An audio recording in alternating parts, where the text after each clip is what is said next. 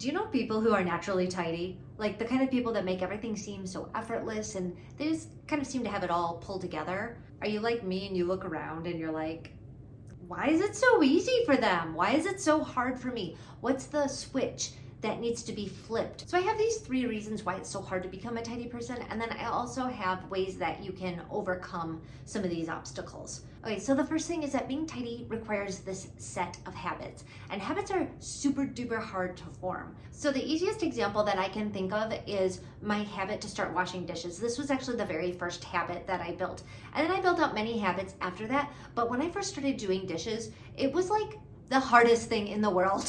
Like, I don't know why it was so hard.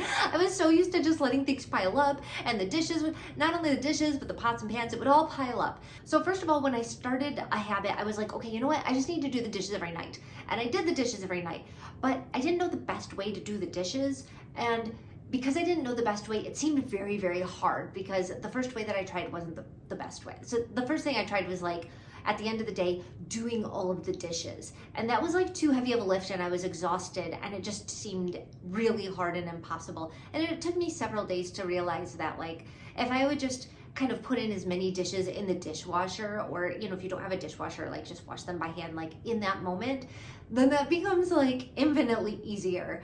And then over time, I just kind of tweaked it. And then I realized I actually needed to like empty the dishwasher first thing in the morning. I had to be like the very first thing I did, because if it wasn't, then it'd be too hard to put the dishes in the dishwasher and then I would start the whole cycle over again.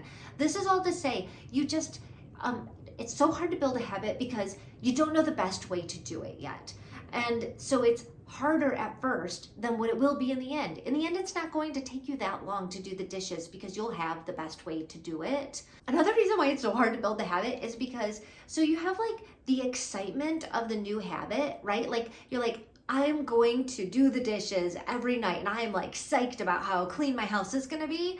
And then you have over here is like the time that it takes for you to actually build the habit. And so like that excitement wanes way before you have built the habit. Like on day 4 or 5, I was like, this is impossible. There's no way. I'm not the kind of person that can do dishes every day. And that's because it took like day 60 for me to get over here to the like, this is a habit and it's so ingrained in my head. And also when you're doing it at first, you actually have to think about what you're doing. Like how am I going to get the dishes from the counter? Like, do I start at the table? Do I start at the coffee table? And you don't know the best way. And so it will actually become automatic to you after a while.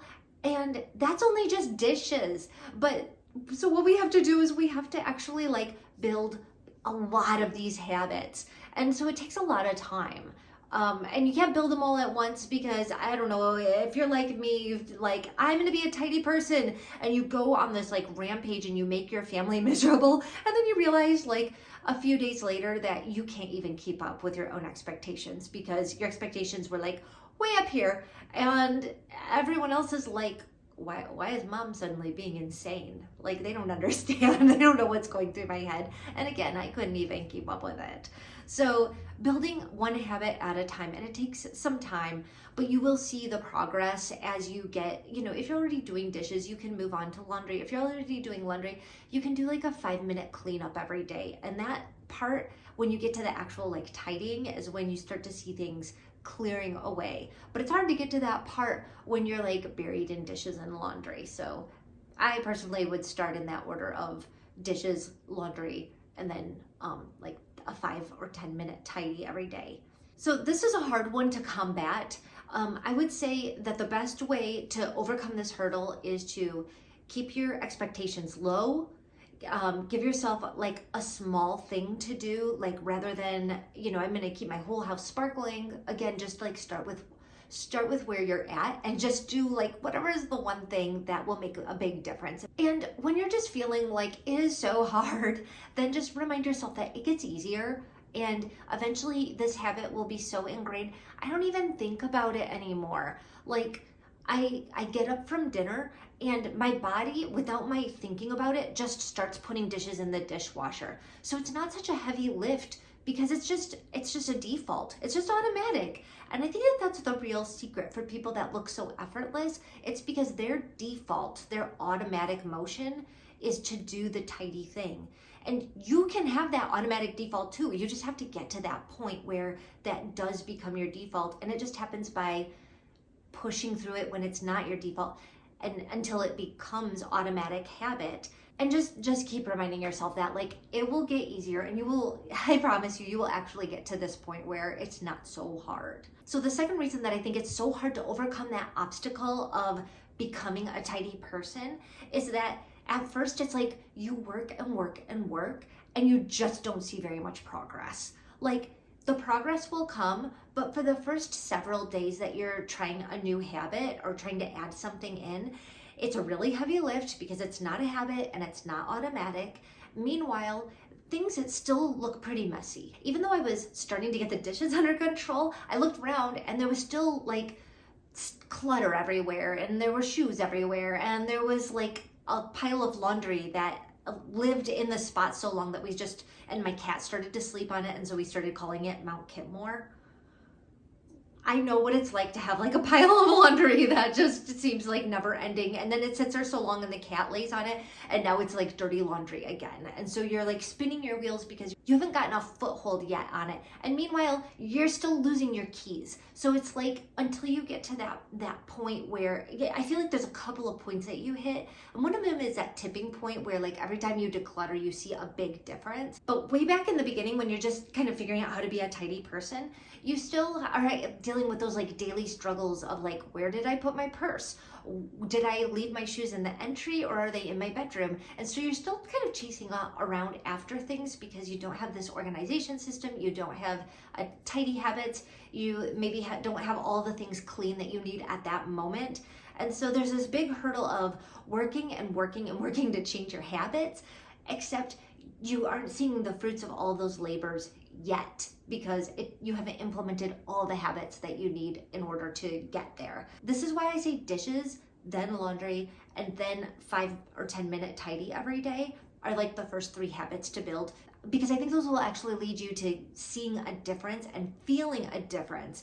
If I could add something into that, if there is something that happens to you all the time and it's like absolutely maddening, like if you can't find clothes in the morning, then set a habit, make one of your first habits to like set those clothes out the night before. At least then, if you realize everything is dirty, you maybe have time to like wash something, or, you know, if you're losing your keys every day, then find a place and your keys have to belong there, or for heaven's sakes, get a tile. Like whatever it takes for you to like calm the madness in your house.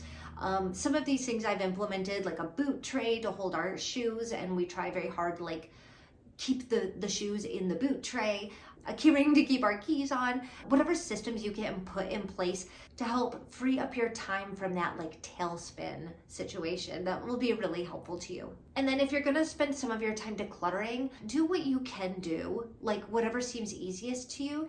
But if nothing is apparent, then do whatever you touch the most, okay? Like if you have a hot zone on your kitchen counter and it's like constantly in your way for making dinner, then just make that the first thing that you declutter and find a home for all of the things. So the third hang up that I've identified that really stop people from becoming a tidy person is that they don't know whether to clean, organize, tidy, declutter, or design. Like these are 6 different functions and they all mean different things. And while I'm talking a lot about cleaning and tidying in this video, I think we got hung up on all of these things. You know, for instance, like I have a free half an hour or hour and I want to do something positive for my space, but I don't know whether to clean, like scrub a toilet. I don't know whether to declutter, like go through a drawer. I don't know if I should tidy, which is to actually pick something up and put it away. I don't know if I should organize, which means make a system for something so that I can find the things, or whether I should design, which means make something more beautiful than it was. Like those are all very specific things. And so we get a little time and we get paralyzed, right? Like I have time, but I don't know what to do. And I think that that's when people give up and like doom scroll, right? Like that's what I do. I'm like, it's too much. What am I gonna do? And so I'll just do it later. And I just take a break. And breaks are important, and you should definitely have a break.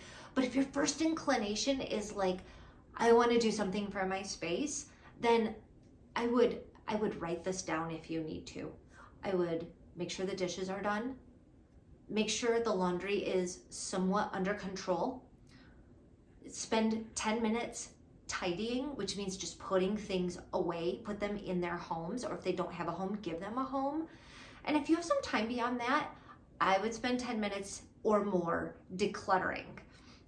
I wouldn't dive right into decluttering necessarily, because sometimes we do that, right? Like we dive into decluttering because we're like, oh, this space is making me crazy. And then we burn out really fast after a little bit of time. And meanwhile, our space isn't functional. Like we can't get in our sinks because they're piled up with dishes. So I don't mean to discourage you from decluttering. Like if you're feeling it, you do you. Like if you're like, I want to go through this thing, go with your strongest inclination. But if you're sitting there and you're like, I want to do something and I don't know what to do, I would start with those dailies. And then if you have like more time, then work on decluttering. And if you can, work in a 10-minute daily declutter. And then if you even want to go one step further, what I've started doing is I have a declutter list, because sometimes I do have time for decluttering, since I do tend to keep my dishes and my laundry under control all the time now. And I do go through and do like a 5 or 10 minute tidy. I mean, it doesn't mean that my space is totally tidy all the time, but it means that it's like I've kept it to a low roar, right? Like it's not that bad. And so I actually keep a little list in my planner of, as I'm walking around just in my daily life, and when you get used to decluttering, you'll see it. You'll be like, this pantry is actually, there's like so much stuff in here, and probably some of it's expired and it's getting out of control. You know what, next time I have like a little bit of time to declutter, I'm gonna work on this pantry. And I just write it in my planner, just, you know, pantry under my declutter list. Or, you know, there can be a lot of different places like this. If you have a closet, if you have a drawer, if you have a bathroom drawer, maybe you have a pile on the floor, because like, heavens knows, when I first started out, I had piles all over my floor. I walked through my house in like a path. Like I had paths through my house. Like I lived in the wilderness and it was a jungle of trail. It was ridiculous. You know, at that point I didn't have this like organized list or whatever, but I wish that I had, because I would get overwhelmed and not know what to work on. This way I have a little list, and when I'm like, I have a little time, I'm gonna declutter, or if I have time for a daily declutter, I can look at my list and just say, oh, you know what? My desk drawer was bothering me yesterday, and I couldn't address it at the time, but I have 10 minutes now, so I'm gonna go ahead and do it. And I do it, and then I scratch it off the list, because there's literally nothing more satisfying in this world than like writing something down and scratching it off the list. Have you ever written something down after you did it just so you could scratch it off? Guilty.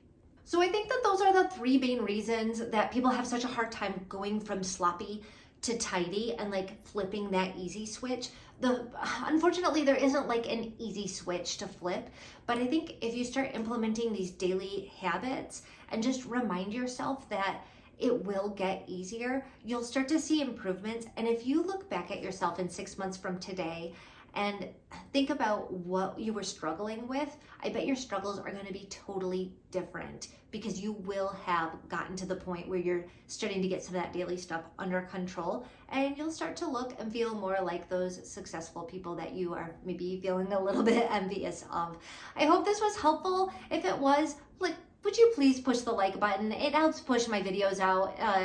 YouTube likes it when people push like. So it would be super helpful to me if you would just click the like button. Thanks so much, you guys, and I will see you next week.